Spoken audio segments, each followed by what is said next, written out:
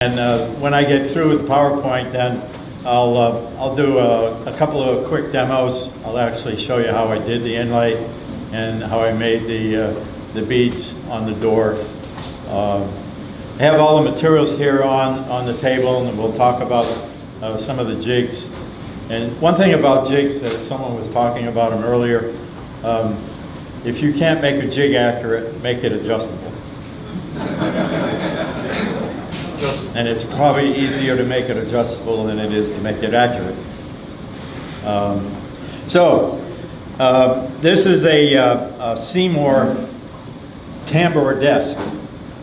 And it was made by John and Thomas Seymour. It was a father and son. John Seymour was from Exminster, England. And he worked as a carpenter and a joiner during the period of like 1760 to 1780. And during that period, he worked doing construction jobs and building houses, and he did exteriors and interiors and everything else. But he had a chance to see some work of a famous architect by the name of Robert Adam. And he was exposed to this neoclassicism that was going on at the period. So all this fancy stuff that they were putting on the ceilings and the walls and so on. If you're not familiar with Robert Adams' work, you need to look up his name and see the type of stuff that he did. He was an architect and a decorator. I don't know whether he did much building, but he did a lot of the design work. And that's a lot of his stuff actually came out of Herculaneum when they uncovered all the pumice off of all the pieces from the volcano, and it was really interesting. The English economy declined right after the American Revolution. The English spent all their money fighting us, and they lost, so they were broke. And John was 50 years old. This was in 1784. And he decided to immigrate to America, and he was married and he had 8 kids. The oldest was John Jr., and he was 19. Thomas, which is the one that worked with him to build this piece, he was 13. And the youngest was 5 years old, and I think he had 4 boys and 5 boys and 3 girls. So they ended up in Portland, Maine. And this was in 1784, and he got established there, and he worked there until 1792, and ended up having to build the whole town because the town had been wiped out by the British. So he was doing a lot of this joinery and carpenter work, and occasionally someone would ask him to make a piece of furniture. And in that period, he started out with just basic furniture made out of pine, but he started bringing some of his English background in, and he had picked up a lot of pointers on making furniture. At that point, he wasn't a cabinet maker, but he became one. They moved.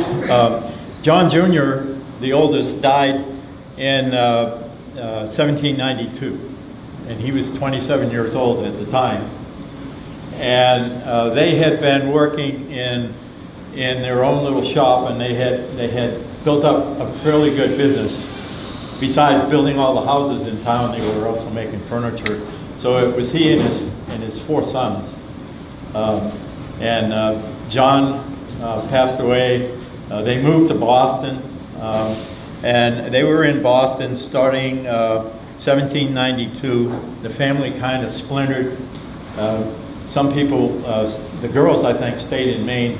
The boys went with him down to Boston, and they set up another shop down there, and they started making furniture. And they were more in the cabinet making business now once they got into Boston, and they were competing with furniture coming from England and furniture being made by a whole bunch of other cabinet makers in Boston and their own. And this is a typical piece that they were making around 1792 and shortly after, up to about 1796. The setup of the business was quite successful when they first started, and went on for maybe 8 years or so. And then the tax records show that about 8 years after they got there, they were living in a one-room house. They owned their own tools and they owned furniture. And the most money that they had on the books at the time was $450. They had just transferred from the pound to the dollar at this particular time. And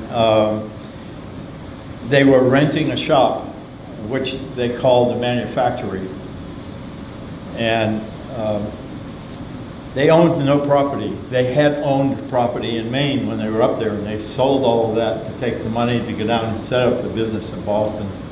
And they never were able to buy any property in Boston to speak of. They had a hard time selling their furniture. The furniture just was too complicated to make any money on. They put too much time in. They had apprentices, they had journeymen working for them. They had to pay all these guys. They ended up with just John and Thomas, because the other two boys were engravers, and they went to Pennsylvania. They went down to Philadelphia to work as engravers. So it was John and Thomas that were working together. And John was getting old. He'd been doing this for a long time. So about 1804, they had to move to a new location because the person they were renting from didn't want them there anymore. They couldn't pay their bills on time. So John was 66 at this time, and Thomas was 33. And about 1813 is when John passed away. And for about 23 years, Thomas worked in the Boston area, but the records are very scarce about what he did. It seems like he ended up working as a journeyman for a lot of other cabinet makers. He didn't have his own shop. And basically, he ended up, he died in 1848 at the age of 77, and he ended up in a pauper's grave. So I'm in the same boat. I make this stuff, I can't sell it. But I like emulating what they did. It's just phenomenal stuff. And I have a little article here that I'd like to read that was in Maine Antiques Digest, which is a newspaper that I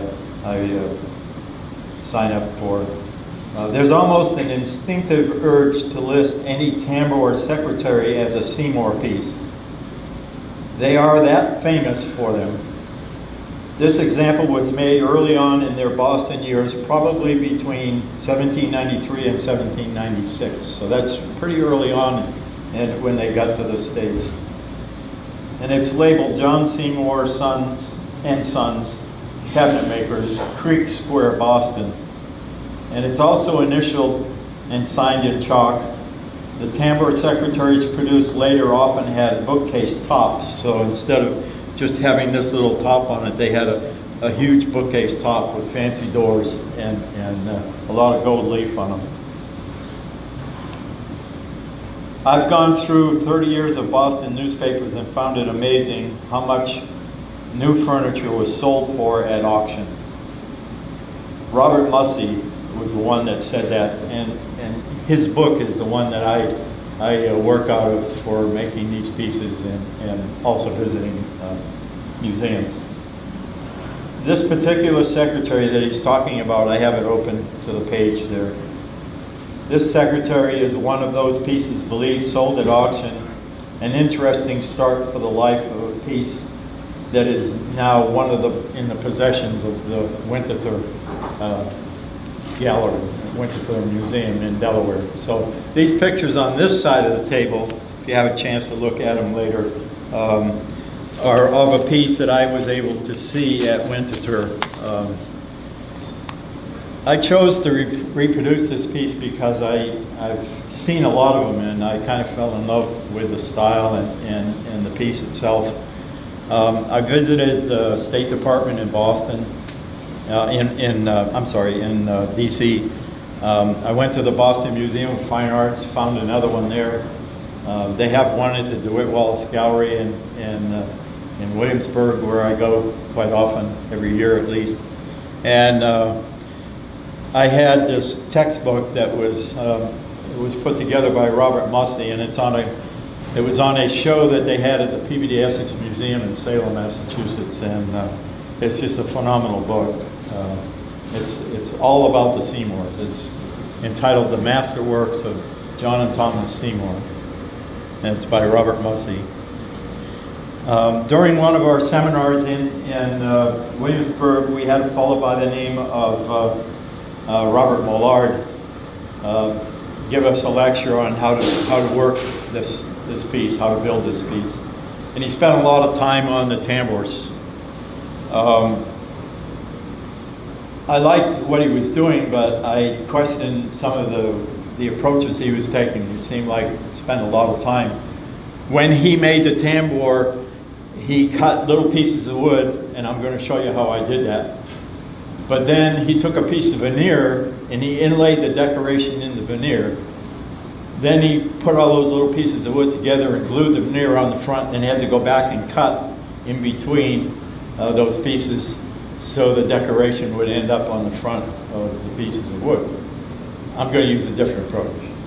And I think the approach I used on this is pretty close to the way they did it at the time, because I know at that time they were trying to make some money. In order to make money, time is very important. So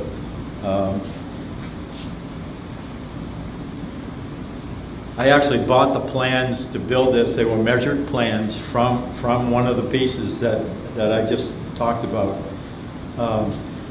by Robert Millard. He sold me the plans. He sells them for some of the pieces that he builds. And I followed him pretty much. I'm going to talk about this for just a minute, and then we'll move on. But this is all made out of Cuban mahogany. It's Spanish mahogany or Sweetina mahogany. And beautiful wood, beautiful to work with, and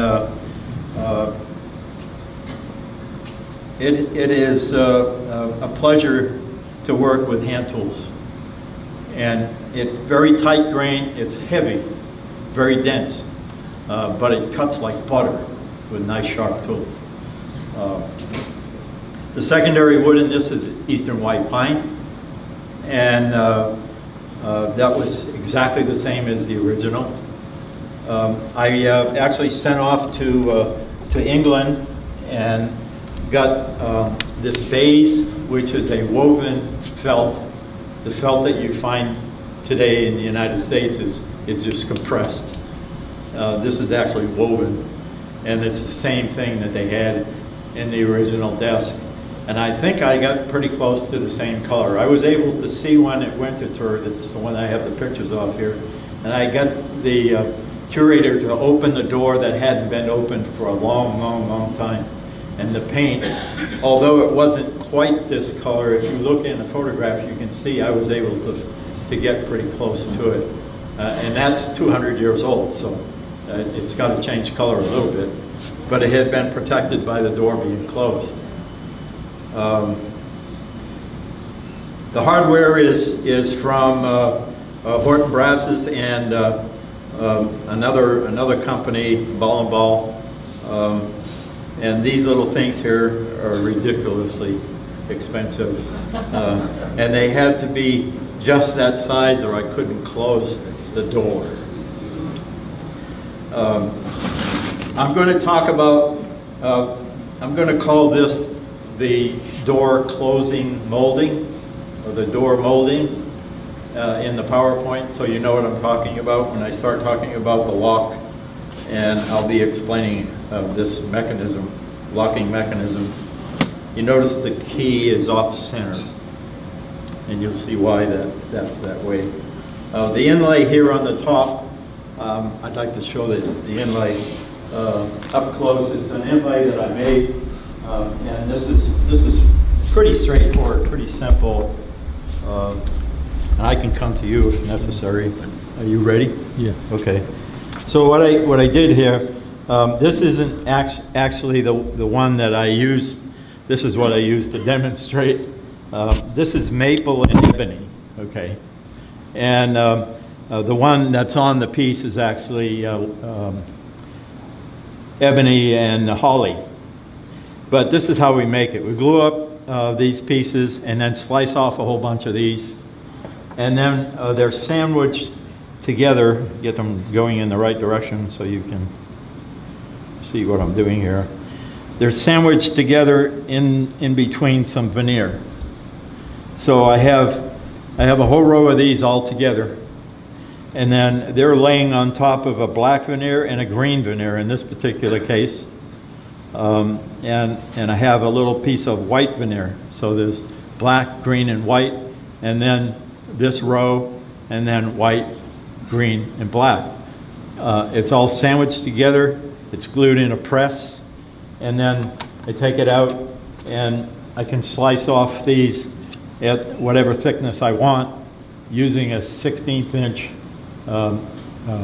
circular saw on my table saw. So I want to have, if I go through all the trouble to make this, I don't want to waste it with an 1/8 inch blade. So the best blade I could find is a Tenaru. It's a Japanese blade and a 16th inch carbide. Works really well. And you have to use a really good insert, saw insert for that, so that it doesn't pull all the pieces down underneath and vacuum them out. We'll go back to just me talking here for a minute about the desk. The inlay on the door is holly, and the same on the legs. And this is a unique inlay that the Seymours did, and I'll show you how I found that and how I got the right size. This is exactly the same size as was on the desk that I have photographs of, and I'll show you how I transferred that.